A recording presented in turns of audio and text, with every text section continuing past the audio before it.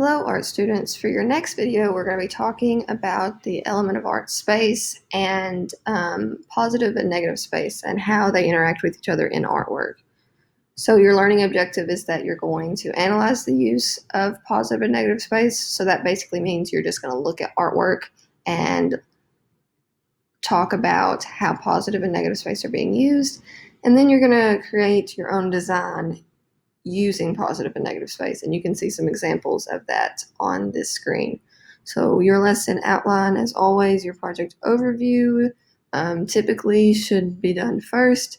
Then I'm going to have you watch a short video clip explaining the element of art space a little bit more because it is a tricky one to get down. And then we're going to look at some examples and talk about those examples.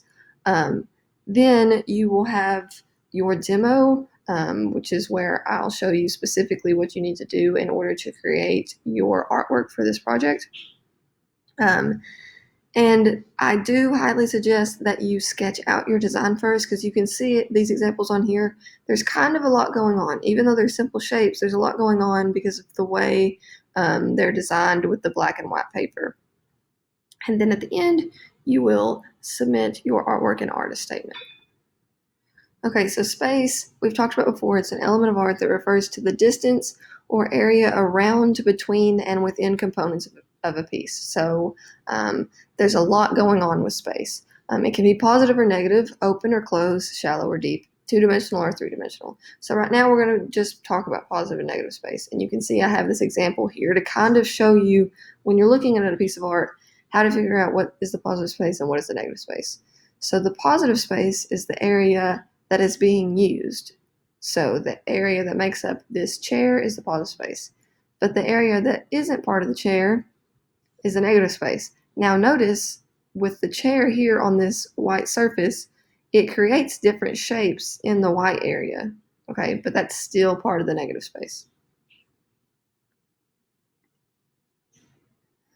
Okay, so I want you to take a second to look at this. You can pause the video, but I want you to think about which area is the positive space and which area is the negative space. So just pause the video for a second if you need to and think about it a little bit. Now this one is a little bit tricky, but I just want to see what you guys are thinking and give you an opportunity to look at this example. Okay, so here's some more positive and negative designs. Okay, so you're typically going to be using black and white or two very different colors, but we're going to be using black and white.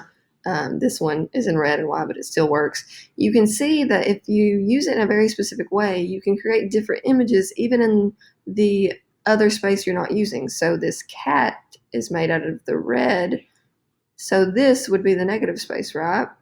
Well, you've also got a little mouse figure in the white as well. So it can be a little bit tricky. Artists like to get really creative with the way they use space. Okay, we will have our demo video for you to look at. You're going to need some white paper, some black paper, and black and white marking tools. I suggest markers. I didn't put pencil on here, but it's always a good idea to have a pencil. So here's an example of a positive and negative space design. So if you put your hand over one side and look at the black area, all the white area would be the positive space. But if you look at the white side, all the black area is the positive space. Because remember, the positive space is the space that is being used. The artist added something to, so it's positive because you're adding something to it. But that doesn't mean that the negative space can't be important, because you can see this white area here, that's just the background, is still making a very intricate shape. Here's a few more. And after you watch the element of space video, it should make a little more sense to you. Feel free to ask me any questions that you need. I know space can be a little bit tricky to get a handle of, especially whenever you start working on your actual design.